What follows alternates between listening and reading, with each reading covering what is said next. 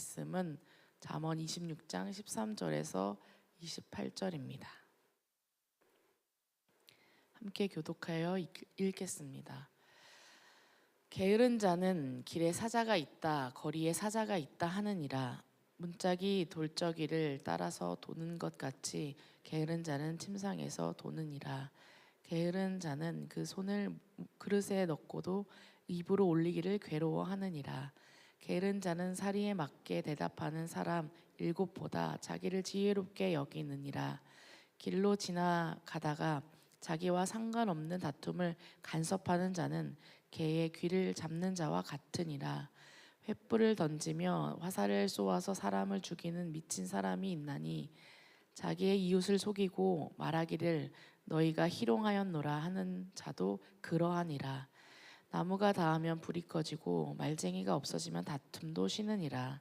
숯불 위에 숯을 더하는 것과 타는 불에 나무를 더하는 것 같이 다툼을 좋아하는 자는 시비를 일으키느니라.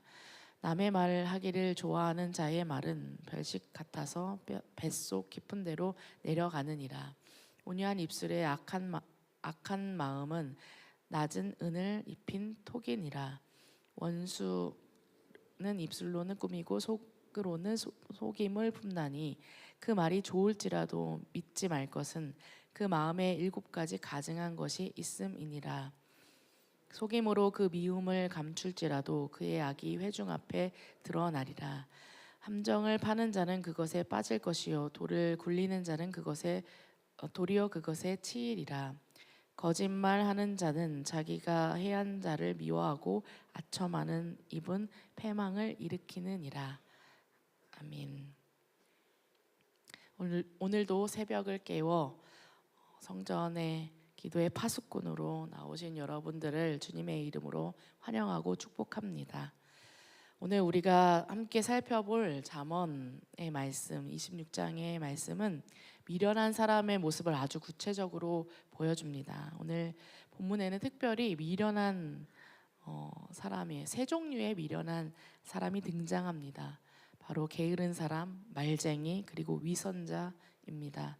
그런데 이 사람들에게는 공통점이 있습니다. 자신이 미련하다는 사실을 모른다는 것입니다. 오히려 스스로를 아주 지혜롭다고 생각합니다. 그래서 오늘 말씀은 다른 사람을 판단하라고 주신 그 말씀이 아니라 먼저 우리 자신을 말씀에 비춰 보라고 주신 말씀입니다. 나는 게으른 사람인가?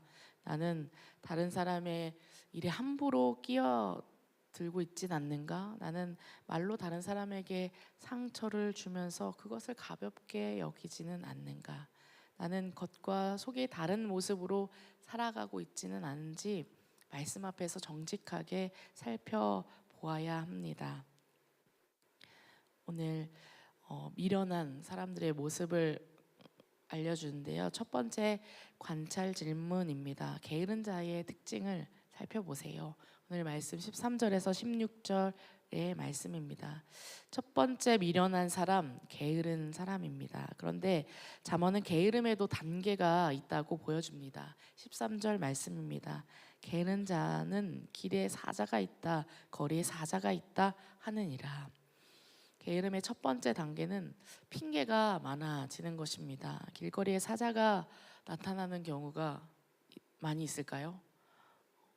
많이 없죠. 그런데 게으른 사람은 아주 드문 그 위험을 마치 언제나처럼 있는 것으로 과장합니다. 길에 사자가 있습니다. 너무 위험해서 갈 수가 없습니다. 이래서도 안 되고 저래서도 할 수 없다고 하는 것입니다. 매사를 부정적으로 보고 그것을 과장하기도 하고 그것 때문에 움직이지 않는 거죠.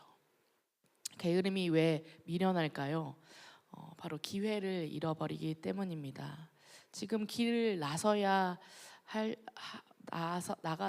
길에 나가서 일해야 하고 또 사람을 만나야 하고 또 무언가를 시작해야 하는데 있는지 없는지도 모르는 그 사자 때문에 나가지 않는 것이죠. 물론 인생에는 우리가 알 수 없는 위험이 있죠. 어떤 일에도 큰 위험 부담은 있습니다. 그러나 그 위험을 과장하면서 시도조차 하지 못하면 우리는 가능성을 잃어버리는 것이죠. 핑계를 대기 시작하면 아무것도 할 수가 없습니다. 핑계는 하기 싫으면 핑계를 대지만 하려는 의지가 분명하면 핑계거리가 사라지게 마련이지요. 게으른 사람은 자기 자신만 게으르게 만드는 것이 아니라 다른 사람까지도 게으르게 만듭니다.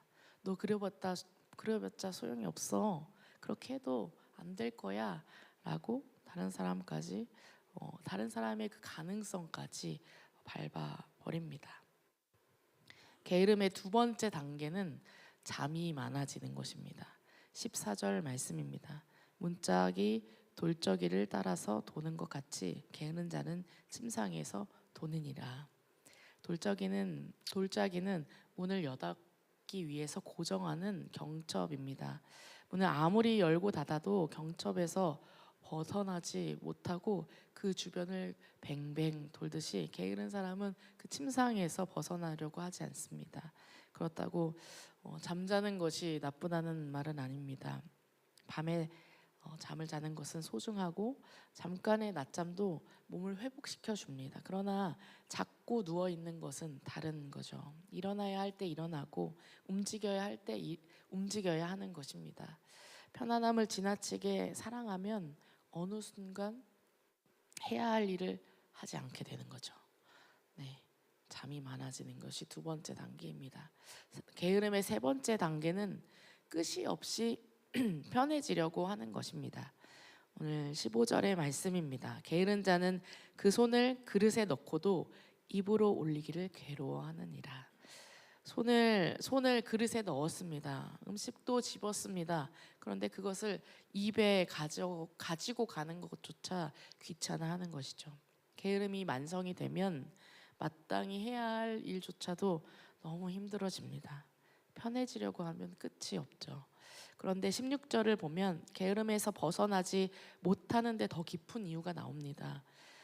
게으른 자는 사리에 맞게 대답하는 사람 7보다 자기를 지혜롭게 여기느니라. 자기가 제일 지혜롭다고 자기가 제일 잘한다고 믿기 때문에 게으름에서 벗어나지를 못하는 거죠. 게으름 속에도 자기 논리와 교만이 들어 있습니다. 그래서 남의 말을 당최 듣지 않습니다. 누가 아무리 충고해도 자기에게는 다 이유가 있기 때문입니다. 그렇다면 게으른 사람은 아무 일도 하지 않을까요? 또 그렇지도 않습니다. 자기가 좋아하는 것은 다 합니다. 그러므로 마땅히 해야 할 일을 하지 않고 자기가 좋아하는 일만 한다면 그것이 바로 게으름입니다. 우리 자녀들을 보십시오. 공부하라고 하면 머리가 아프고 시험에 안 나오면 풀 필요가 없다고 합니다. 그런데 자기가 좋아하는 게임이나 노는 거는 아니면 드라마를 보는 거든 밤을 새워가면서 그것들을 하죠. 우리도 마찬가지입니다. 정말 무서운 것은 정말 무서운 사자는 길거리에 있는 사자가 아닙니다. 바로 게으른 사람 마음속에 있는 게으름의 사자입니다. 이 게으름의 사자가 우리 마음속에 있으면 하나님이 주신 기회와 가능성을 놓치게 되는 것입니다. 하나님께서 맡기신 일을 미루게 되고 해야 할 일을 계속 다음으로 넘기고 그렇게 되는 거죠. 마태복음 25장 달란트 비유를 보면 한 달란트를 받은 종이 나옵니다. 그는 주인이 맡긴 달란트를 땅에 묻어두었습니다. 그리고 주인이 돌아왔을 때 자신이 그렇게 한 이유를 주인에게 설명했죠.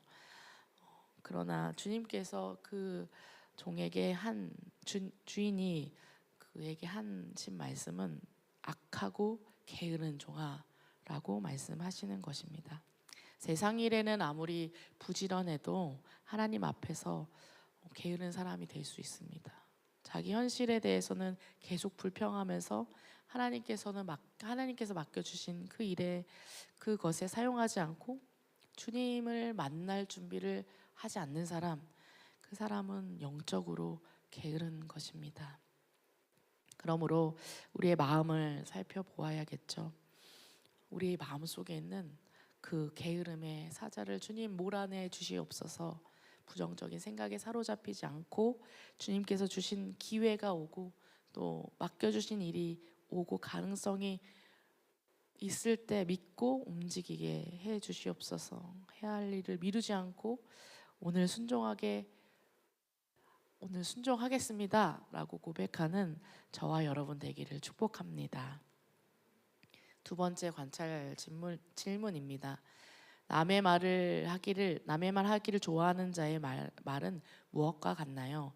오늘 말씀 22절에 말씀이 나오는데 두 번째 미련한 사람, 여기서 나옵니다. 두 번째 미련한 사람은 말쟁이입니다.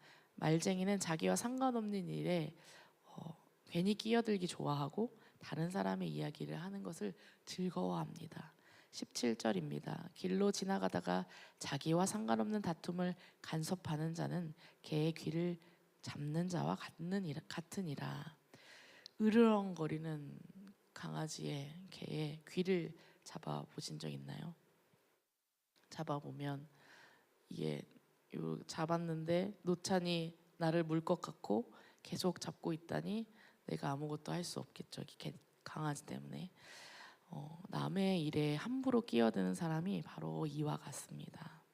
사람과 사람 사이의 일은 단순하지 않죠. 보이는 것이 전부가 아닙니다. 당사자들 사이에는 우리가 알지 못하는 수많은 사정들이 있습니다. 그런데 지나가다가 한 장면을 보고는 이렇게 모든 상황을 이해한 것처럼 판단합니다. 내가 보니까 그 사람이 잘못했네. 내가 그 사람을 아는데 원래 그래. 이렇게 말합니다. 왜 그렇게 할까요? 자기가 모든 상황을 알고 있다고 생각하기 때문입니다. 그러나 지혜로운 사람은 모든 일에 끼어드는 게 아니라 끼어들지 않습니다. 내가 알아야 할 일과 내가 상관하지 않아도 될 일을 구별하는 것입니다. 오늘 말씀 18절과 19절에서는 더 심각한 말쟁이가 나옵니다. 횃불을 던지며 화살을 쏘아서 사람을 죽이는 미친 사람이 있나니 자기 이웃을 속이고 말하기를 내가 희롱하였노라 하는 자도 그러하니라. 가만히 있는 사람에게 횃불을 던지고 화살을 쏘면 그 사람이 크게 다치거나 죽겠죠. 그런데 다른 사람에게 거짓말을 하고 상처를 준 다음에 그냥 농담이었어, 그냥 하는 말이었어 라고 말하는 사람도 이와 같다는 이야기입니다. 왜 그렇게 예민해? 말 한마디 가지고 뭘 그래? 나는 뒤끝 없어. 이렇게 말한다고 해서 상처가 없어지는 건 아니죠. 말하는 사람에게는 가벼운 농담일지 몰라도 듣는 사람에게는 아주 오랫동안 남은 상처가 될 수 있습니다. 특히 말쟁이는 자기 말이 다른 사람에게 어떤 결과를 가져왔는지 책임지지 않습니다. 그래서 20절은 이렇게 말씀합니다. 나무가 닿으면 불이 꺼지고 말쟁이가 없어지면 다툼이 쉬느니라. 불이 꺼지려면 나무를 더 넣지 않아야 하죠. 그런데 말쟁이는 계속 나무를 집어넣습니다. 끝난 이야기를 다시 꺼내고 지나간 일을 다시 말하고 한 사람의 말을 다른 사람에게 옮기면서 다툼을 키우는 거죠. 21절도 말씀합니다. 숯불 위에 숯을 더하는 것과 타는 불에 나무를 더하는 것 같이 다툼을 좋아하는 자는 시비를 일으키느니라. 불이 났으면 꺼야 하는데 오히려 나무를 더 넣는 거죠. 그런데 왜 그런 말쟁이가 사라지지 않을까요? 오늘 말씀 22절입니다. 남의 말하기를 좋아하는 자의 말은 별식과 같아서 뱃속 깊은 데로 내려가느니라. 다른 사람에 대해 말하는 것이 별식과 같다고 합니다. 별식은 아주 특별히 맛있는 음식입니다. 끼리끼리 모여서 없는 사람을 험담하는 것은 작은 씹으면 이상하게 재미있습니다. 그것이 사람의 죄성이고 그래서 나도 누구에게든 말쟁이가 될 수 있다는 사실을 잊지 말아야 합니다. 예수님 믿는 사람, 특별히 하나님의 자녀들은 특히 말 조심해야 하는 거죠. 우리의 말로 사람을 하나님께로 인도할 수도 있고 반대로 사람을 하나님께로부터 완전히 떠나게 할 수도 있기 때문입니다. 시편 141편 3절은 우리가 기도로 삼아야 하는 말씀입니다. 여호와여, 내 입에 파수꾼을 세우시고 내 입술에 운을 지키소서. 우리의 입술에 파수꾼을 세워 달라고 하나님 앞에 기도해야 하는 줄 압니다. 진실한 말과 감사와 축복의 말을 하게 해달라고, 또 생명의 말씀을 전하고 불필요한 그 다툼과 말쟁이가 되지 않게 해달라고 기도해야 할 줄 믿습니다. 그렇게 감사와 축복의 말을 전하는 저와 여러분 되길 축복합니다. 관찰 질문 세 번째입니다. 원수의 겉과 속은 어떠한가요? 마지막으로 미련한 사람, 세 번째로 미련한 사람은 바로 위선자입니다. 위선은 겉과 속이 다르다는 것이죠. 그런데 겉과 속이 다른 것이 모두 위선은 아닙니다. 본문이 말하는 오늘 말씀에서의 위선은 겉으로는 좋은 모습을 보이지만 속에는 악한 마음을 품고 있는 것입니다. 23절입니다. 온유한 입술의 악한 마음은 낮은 은을 입힌 톡이니라. 흙으로 만든 그릇에 은 도금을 한 것입니다. 겉으로 보면 좋아 보이고 귀해 보입니다. 그러나 속에는 질그릇이 있는 거죠. 도금이 벗겨지면 원래의 모습이 드러나게 되어 있습니다. 위선자도 그렇습니다. 온유한 입술로 말을 합니다. 부드럽고 정의로운 것처럼 말하고 나를 위하는 것처럼 말합니다. 그런데 그 마음 안에는 다른 목적이 있습니다. 24절은 원수는 입술로는 꾸미고 속으로는 속임을 품나니, 겉으로는 좋은 말을 하지만 속으로는 속임을 품고 있는 것입니다. 25절은 더 강력하게 경고합니다. 그 말이 좋을지라도 믿지 말 것은 그 마음에 7가지 가증한 것이 있음이니라. 말이 좋다고 무조건 믿어서는 안 된다는 거죠. 그렇다고 모든 사람을 다 의심하라는 뜻은 아닙니다. 지혜와 분별력이 필요하다는 것입니다. 세상에는 이런 능구렁이가 같은 위선자가 있죠. 처음에는 정말 좋은 사람처럼 보입니다. 말도 부드럽고 친절합니다. 그런데 시간이 지나면 그 속에 있던 것이 드러나는 거죠. 우리가 위선자들에게 잘 속는 이유는 분별력이 부족하기 때문입니다. 그러므로 우리는 하나님 앞에 이렇게 기도해야 합니다. 하나님, 분별력을 주십시오. 지혜를 주십시오. 사람의 겉모습과 말만 보고 판단하지 않게 하시고 진실을 분별하게 해 주십시오. 위선자들에게 속거나 그물에 걸려들지 않도록 우리의 길이, 나의 길이 바르게 걸어갈 수 있도록 도와주십시오 라고 기도해야 합니다. 하나님 앞에서 하나님께서는 우리의 겉모습만 보지 않으시죠. 우리의 마음을 보시죠. 다른 사람에게도 마찬가지죠. 그렇기 때문에 하나님을 더 붙들고 의지하는 저와 여러분 되길 축복합니다. 마지막 관찰 질문, 함정을 파는 자와 돌을 굴리는 자는 어떻게 되나요? 27절입니다.